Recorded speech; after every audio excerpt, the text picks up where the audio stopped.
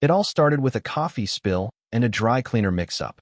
I swear, I wasn't trying to impersonate anyone. Monday morning, I was already late. My alarm didn't go off. I stepped in cat vomit, and I had to grab whatever was clean and not wrinkled.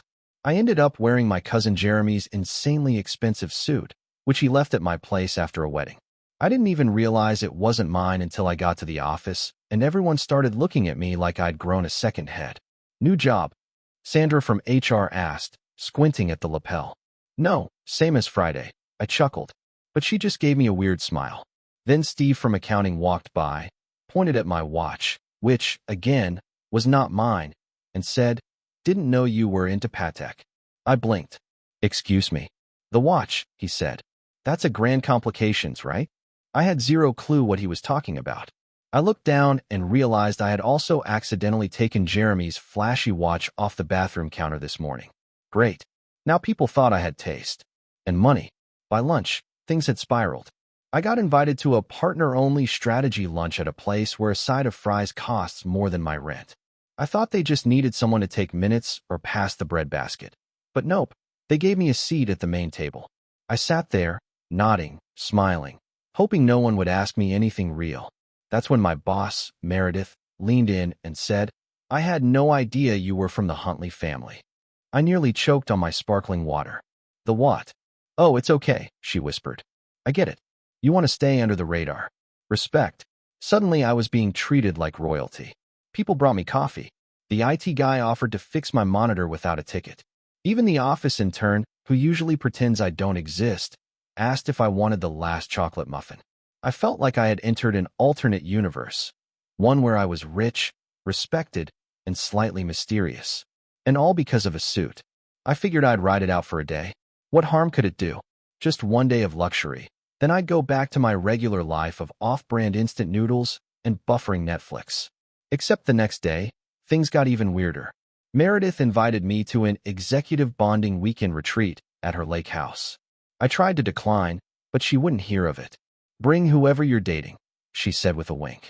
I didn't correct her, mostly because I didn't want to admit that my current romantic relationship was with a 6-month-old cactus I named Tony. When I got home that evening, I called Jeremy and demanded he come get his stuff. But instead of being helpful, he burst out laughing. "Dude, ride the wave," he said. "How often does life give you a free upgrade? Until it crashes into the rocks," I muttered. Still, part of me wondered, what if I kept it going just a bit longer? After all, how far could one mistaken identity really go? The next morning, I tried to play it cool. Same suit, same watch, slightly more confident walk. I even threw in a morning nod to the janitor, which I never usually do, but I figured rich people probably radiate casual charm. At my desk, I found a double-shot cappuccino waiting.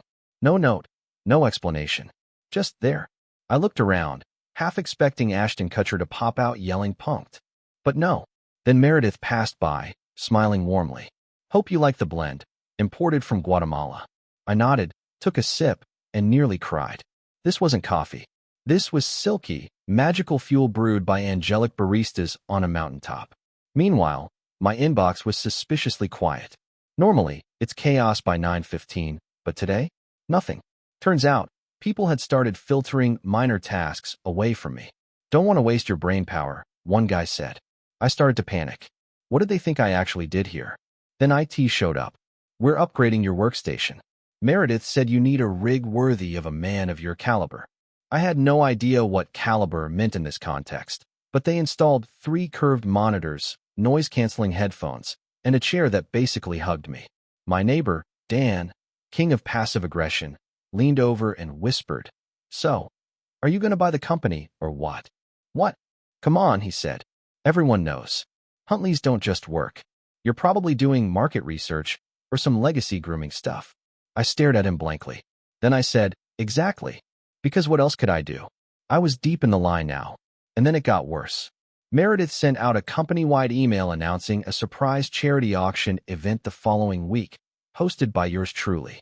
Inspired by our very own mystery philanthropist, she'd written. My jaw hit the desk. Everyone clapped. I hadn't even opened the spreadsheet due Friday. Now I was expected to host a fancy event. That evening, I Googled how to behave like a millionaire, what to wear to charity auction, and how to survive a lie you didn't mean to start. Jeremy, of course, found this hilarious. Dude, just hire someone to give a speech. You've got the face of a silent benefactor. Shut up, I groaned. This is your fault. None, he said. This is destiny. Then he sent over more clothes, more watches, even a cologne called Inheritance. I didn't know whether to laugh or cry. Maybe both. The weirdest part? I was starting to enjoy it. I walked taller. People noticed. I got invited to meetings that used to ignore me. Suddenly, I had a say. It was thrilling, terrifying, addictive, and completely unsustainable. I knew it was only a matter of time before something exploded, but I had no idea just how soon that explosion would come or how many people it would cover. By Thursday, I was floating through the office like a guest star in a prestige drama. People I hadn't spoken to in months were smiling, complimenting my taste in ties, even asking for investment tips. I had no clue what I was doing, but apparently if you walk around confidently enough in an expensive suit, the world just assumes you know things. My inbox pinged with an invite titled Elite Planning Committee Meeting. Before I could say no, I was dragged into the conference room, greeted by Sheila from marketing, Darren from events, and Meredith herself, who was now treating me like royalty. Elliot, she said. Yes, somehow I had become Elliot instead of Ethan. We're so excited for your vision on the auction. I tried to open my mouth and clarify the name thing, but Sheila was already passing out folders. We've secured the ballroom, the media coverage, even the catering team you mentioned. I blinked. I mentioned catering? Last lunch, Meredith smiled. You said no truffle oil unless it's infused by hand. I love that. I nearly choked. Jeremy must have said something ridiculous like that once, and now I was apparently a connoisseur of oils. I smiled awkwardly and tried to nod like a man with very firm opinions on truffles. Then came the kicker. We were also hoping you'd be willing to donate something, Sheila said sweetly. Something personal. Something that really represents who you are. Like a watch? I offered weakly. We were thinking your lake house. I froze. Sorry. The one you mentioned to Meredith. The place with the vintage canoe rack and smart fireplace? I felt lightheaded. That wasn't my house. That was Jeremy's house. I had told Meredith I'd be there for a quiet weekend, not realizing she thought it was mine. Now it was being auctioned off in my name. Well, it's under renovation. Some flooding issues, I muttered. No worries. Sheila beamed. We'll just book it for summer. Plenty of time. I stumbled back to my desk in a fog, only to find a printed auction flyer waiting for me.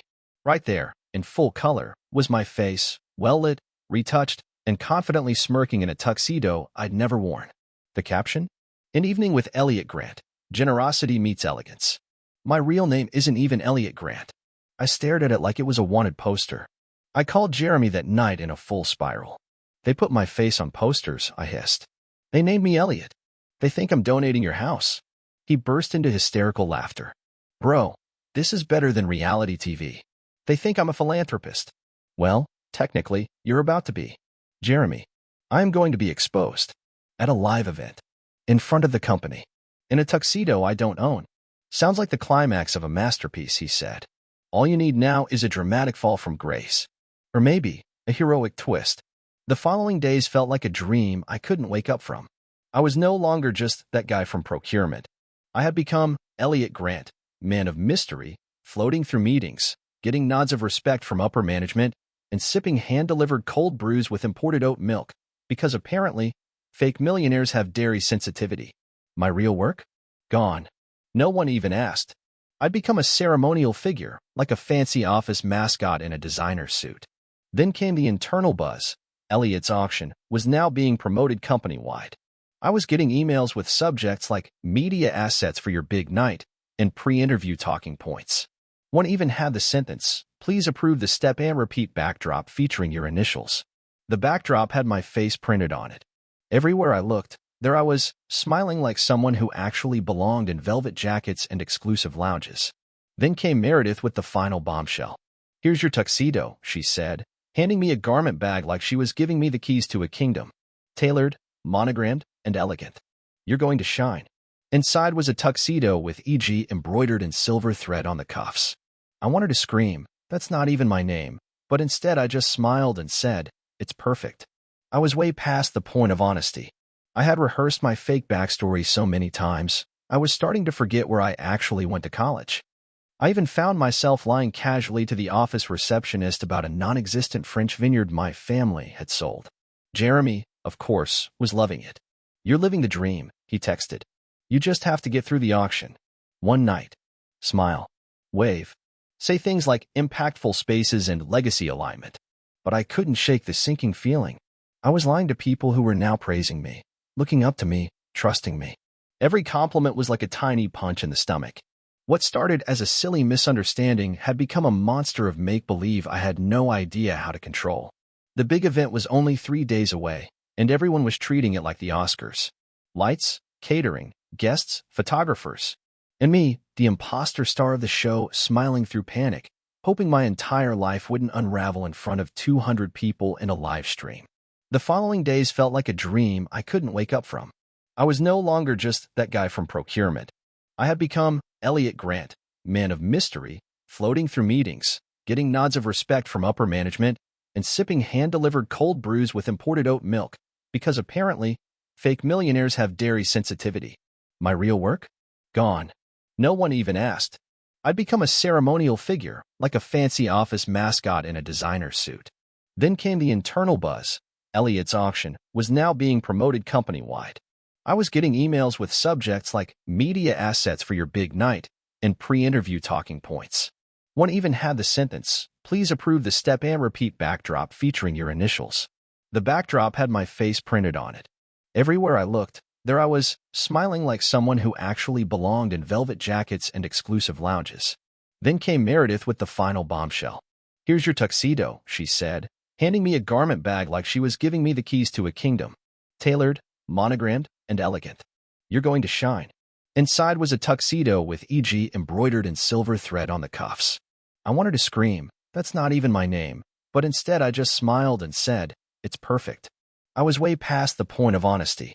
I had rehearsed my fake backstory so many times, I was starting to forget where I actually went to college. I even found myself lying casually to the office receptionist about a non-existent French vineyard my family had sold. Jeremy, of course, was loving it. "You're living the dream," he texted. "You just have to get through the auction. One night." Smile. Wave. Say things like impactful spaces and legacy alignment. But I couldn't shake the sinking feeling. I was lying to people who were now praising me, looking up to me, trusting me. Every compliment was like a tiny punch in the stomach. What started as a silly misunderstanding had become a monster of make-believe I had no idea how to control. The big event was only 3 days away, and everyone was treating it like the Oscars. Lights, catering, guests, photographers. And me, the imposter star of the show, smiling through panic, hoping my entire life wouldn't unravel in front of 200 people in a live stream.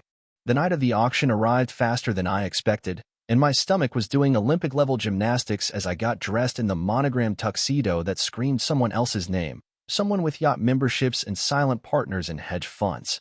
I looked into the mirror and barely recognized the guy staring back, confident smile, slick hair, the kind of face you'd expect to see quoted in Forbes next to something vague like, "Disruption begins at home." Jeremy drove me to the venue, blasting classical music for a mood setting, which felt wildly inappropriate considering my anxiety could have powered a city block. The ballroom was dazzling gold accents, crystal chandeliers. Servers in white gloves offering trays of overpriced appetizers with names I couldn't pronounce, and a huge banner reading "A Night with Elliot Grant," positioned right above a spotlighted stage. I nearly turned and ran. But then Meredith spotted me and dragged me into the crowd, introducing me to executives from other firms, one of whom said, "I've heard about your Bhutan story, truly inspiring," to which I replied with a slow nod and a rehearsed, "It changed my lens on everything." Next came the photographer who snapped about 30 pictures while telling me to own the frame, and all I could think about was how badly I needed to pee, after a flurry of toasts and speeches I barely heard. Meredith took the mic and with dramatic flair introduced me as the man whose generosity, humility, and vision are redefining what it means to give back. The applause was thunderous, and I floated onto stage, clutching my cue cards like a lifeline. I squinted under the lights, heart pounding, and mumbled, "Good evening," into the mic, which echoed back like the universe mocking me. For the next 5 minutes I recited Jeremy's script word for word: impact, sustainability, narrative, purpose, hoping no one noticed I was sweating through my fancy shirt. By some miracle, people applauded. Some even stood, And I began to think maybe, just maybe, I could escape this entire circus without the truth catching up to me. But that's when Meredith came back up and said, "And now," to reveal the grand prize generously donated by Elliot himself, his stunning lakeside estate. And I froze completely, realizing I had exactly 5 seconds before my entire world exploded in front of everyone. Time slowed as I stared at the massive screen behind me where a slideshow of my lake house began. Photos Jeremy had once posted on Instagram now blown up in HD and labeled things like Elliot's view from the deck and private canoe dock. And as the crowd gasped in admiration, I began to short-circuit. I could feel the sweat forming a halo around my collar, and Meredith was already reading out details like for bedrooms, a sauna, and a solar-heated dock, while people were bidding actual money. For a weekend there, I spotted Jeremy near the back, casually sipping wine and giving me a thumbs up like this was some twisted sitcom episode, and I tried mouthing Dio something at him, but he just grinned and pointed at his phone he was filming. The bids kept climbing, and I stood there, smiling like an idiot while internally preparing for either a public confession or a dramatic fainting spell. "Sold," Meredith declared, as a man in a lavender blazer raised his paddle and secured the stay for $5,000. The room erupted in polite claps, and all I could think was, I just auctioned off a house that isn't mine. Afterward, I was pulled into dozens of photos. And a journalist asked if I preferred the quiet of lakeside retreats or the pulse of the city, to which I replied, "It's all about balance." Even though I wanted to scream, I live above a 24-hour gym and my shower makes a squealing noise. Later that night, in the parking lot, I cornered Jeremy near his car and hissed, "You're giving them the house, right? I mean, you'll honor the booking?" And he blinked at me, then burst out laughing and said, "Bro, I rented out the place on Airbnb this weekend for a yoga retreat. There's no house to give them." I stared at him in horror as he added, "But don't worry. I've got a plan. I'll explain everything. After we go viral." "Go viral?" I hissed, gripping Jeremy's collar like I was in a low-budget mafia film. "This isn't TikTok. This is my job, my face, my fake name embroidered on shirts I can't afford." But Jeremy just calmly peeled my hand off and said, "Listen, I've already posted a teaser on Instagram. Mysterious office millionaire donates mansion to charity. But there's a catch, people are eating it up." And sure enough, when I checked my phone, there were already over 10,000 views and a comment section full of, "Who is Elliot Grant?" and "We stand humble kings." Meanwhile, I was having a panic attack in the shape of a man, pacing the parking lot and muttering things like prison time and fraud exposure. But Jeremy was riding a wave of influencer dopamine and couldn't be stopped. "Look," he said, pulling out his phone, "we do one follow-up video. Explain it was all a misunderstanding with a heartwarming twist. Maybe set up a real donation link for a good cause. Boom. Redemption arc, no lawsuits, and you walk away famous and beloved." I blinked at him, torn between admiration and rage, because unfortunately, his deranged plan had a disturbing amount of logic to it. The next day at work, things took an even weirder turn. Meredith called me into her office, and I was ready for the firing squad. But instead she poured me tea, smiled warmly, and said, "Elliot, I think we need to talk about succession planning." "I'm sorry." "What?" I croaked, staring at her like she'd just proposed a moon landing. "Leadership," she continued. "You have vision, discretion, influence, and our board's taken notice." I was speechless, possibly concussed by the weight of my own lies, and when she said, "You should consider taking over my role when I retire," I very nearly slid off my chair. I walked out in a daze, people clapping me on the back, calling me boss man, and I found myself back at my desk, the same desk I'd once used to secretly. Microwave leftover fish, now suddenly being referred to as Elliot Grant's workstation. Jeremy, ever the puppet master, texted me a screenshot of a YouTube thumbnail that said "The Corporate Prince Who Never Was," with my face on it and the caption, "You won't believe his secret." And I realized two terrifying things in that moment. 1. This story had officially left the building, and 2. I had absolutely no idea how to stop it. The video dropped that evening, edited like a Netflix documentary, dramatic piano music, slow zooms, black and white clips of me waving at coworkers, Jeremy narrating with an absurdly serious tone. What if the man you thought you knew wasn't who he claimed to be? And before I could blink, the views hit 100K. The internet did what the internet does. Exploded, memed, speculated, turned me into a weird symbol of modern deception and accidental heroism. Hashtag started trending. Hashtag mansion man. Hashtag Grant Scam. Hashtag Hero or Hoax. Some users called me a legend for using privilege to promote charity. Others said I was a con artist wrapped in a velvet lie. And a few insisted I was part of a secret social experiment funded by the government. The weirdest part? The company didn't fire me. Instead, they doubled down. PR released a statement calling me enigmatic yet effective, and someone even suggested we launch a branded initiative called Grants Giving Goals. Meanwhile, I was quietly spiraling into an identity crisis. My bank account still had $42. My cat Tony still knocked over his food bowl every morning, and the real me still didn't know how to use Excel pivot tables at work. People kept asking if I'd mentor them, including Dan from procurement, who once laughed when I brought instant noodles for lunch. He now wanted life advice. I gave him a quote from a fortune cookie, and he thanked me like I'd blessed his firstborn. Jeremy, in full producer mode, scheduled a follow-up interview with a podcast called Authentic Voices, where they wanted to explore Elliot's duality. I told him I'd rather chew glass, but somehow ended up agreeing anyway. On air, the host asked, "So, who is Elliot Grant, really?" And I responded with something vague, like, "He's a mirror of what we want to believe in," which caused the host to nod so hard I thought his neck would snap. After the recording, Jeremy clapped me on the back and said, "See? You're a philosopher now too." I went home, lay face down on my couch for an hour, and came to one clear conclusion. I had to end this before it became a TED Talk. My plan was simple: go into the office, confess everything to Meredith, and walk out before someone handed me a key to the executive bathroom or nominated me for a humanitarian award. I rehearsed my speech in the mirror. "I'm not who you think I am. I never meant for this to happen, and please don't sue me." But when I arrived, things had escalated beyond my control. A giant banner hung in the lobby with my face and the words, "Thank you, Elliot," not a joke, not a prank, a full-on tribute. Someone handed me a cupcake with a tiny edible gold, e.g., on top, and a marching band was rehearsing in the parking lot for Elliot Grant Day. I tried to find Meredith, but her assistant said she was in meetings all morning preparing for the board's surprise announcement. "It's big," she whispered, "really big." I finally tracked Meredith down in the executive lounge, sipping cucumber water and looking like the proud and I never had. "Meredith," I began, "there's something I need to tell you." But before I could finish, she beamed and said, "I know." I froze. Did she mean the truth? Did she know I wasn't Elliot Grant? Was this the part where security tackled me and someone live-streamed it? But then she continued, "I know you've been holding back, being humble, not revealing your full story, and that's why we're giving you your own team." "My own?"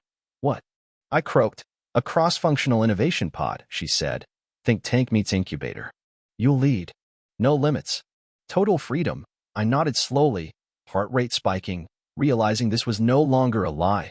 I was becoming a symbol, a myth people needed to believe in. Later that day, Dan approached me with tears in his eyes and said, "Because of you, I'm applying to culinary school," and I wanted to tell him I once confused a lemon for a yellow plum, but instead I just gave him a solemn handshake and said, "Follow your flavor." That night, I sat with Jeremy on his couch, surrounded by empty takeout containers and existential dread, and said, "I have to come clean. This isn't just a misunderstanding anymore. It's a movement built on nonsense." He looked at me, serious for the first time, and said, "Then end it. But end it with style." Ending it with style sounded poetic until I realized I had no idea what that actually meant.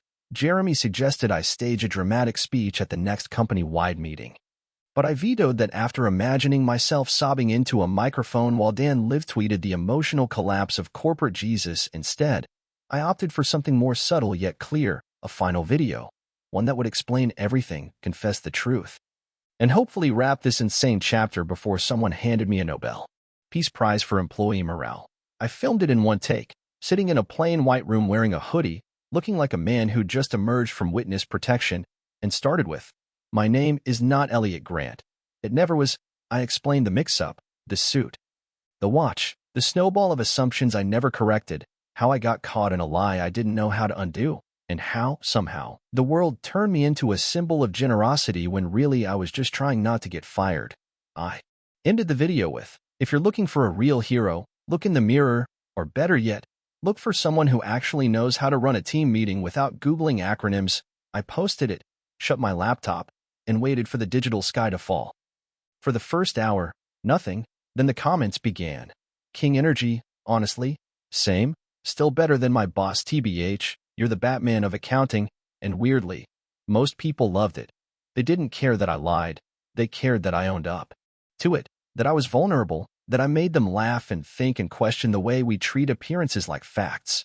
Jeremy was thrilled. We've crossed over into legend territory now, he said, already designing merch that said, I'm with Elliot. The next morning at work, I walked in expecting shame and side eyes, but instead people clapped. Dan hugged me and said, You're realer than anyone here. And Meredith?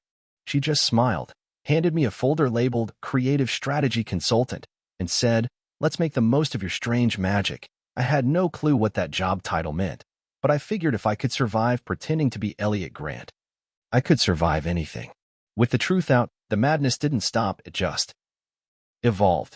Instead of being treated like a billionaire, I was now treated like a lovable legend. The guy who accidentally conned his way into management with nothing but borrowed clothes and sheer panic. The company leaned into it hard. There were memes on the office walls, a framed photo of me in the infamous tux near the elevator, and someone even pitched an internal newsletter called The Grant Report, where I was supposed to write weekly musings about leadership and coffee preferences. I was officially rebranded as the Authentic Innovator, which sounded suspiciously like a fancy way of saying the dude who got lucky and didn't implode. Somehow, HR didn't fire me, legal didn't sue me, and PR used my confession video in recruitment campaigns to promote raw leadership potential. Meredith insisted I keep the new job, the upgraded desk, and even the velvet chair. You earned the chaos, she said with a wink.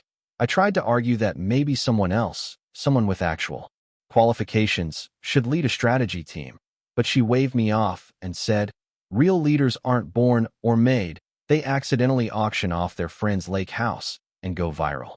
You're exactly what this company needs. Jeremy, now fully convinced he was my brand manager, started getting emails from podcasts, magazines, and even a reality TV scout asking if we wanted to pitch a show called The Accidental Boss.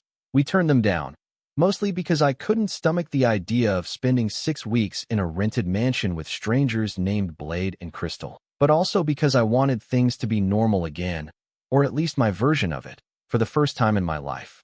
People saw me, listened to me, not because of a name or a suit, but because I owned the mess I made and made it funny, honest, and, somehow, valuable. Still, I knew it couldn't last forever, and I was okay with that, because I had one more thing to do, one final twist to deliver before the curtain closed on this wild act of accidental identity theft turned feel-good saga. The final twist came not with a scandal or a fall from grace, but with an announcement I made at the next quarterly meeting, standing at the same podium where I'd once lied my way through a speech in a tux I didn't buy, now in jeans and sneakers, holding a cup of budget coffee and no-note cards. I took a breath, looked at everyone, and said, I'm stepping down from the strategy team, not because I've been fired or caught, but because I want to make room for people who've been quietly doing amazing things without getting mistaken for millionaires. The room went quiet for a second, and then Meredith smiled and started clapping, soon joined by the entire room. I handed over the folder labeled Creative Strategy Consultant to Dan. Yes, Dan, the same guy who once mocked my instant noodles, now a certified culinary school applicant who'd pitched the best food waste reduction program our cafeteria had ever seen. I stayed on in a smaller role, content editor, part-time storytelling coach, unofficial morale booster. Basically the company's human reminder that chaos can lead to clarity if you're honest enough about it. Jeremy, to no one's surprise, turned our entire story into a self-published book titled Grant Me a Break, which hit number 7 in workplace humor on Kindle for a week straight and earned him enough money to finally fix the leaky sauna at the infamous lake house. People still occasionally call me Elliot in the halls, and I don't correct them. It's not really about the name anymore. It's about the bizarre, hilarious, totally unrepeatable journey of a guy who borrowed a suit, panicked his way into fame, and somehow became a better version of himself in the process. I still live above that noisy gym. Tony the cat still hates my guts, and I still have no clue what a pivot table is. But I do know this. Being seen, even by accident, can change everything. Just make sure when the spotlight finds you, you're brave enough to tell the truth under it.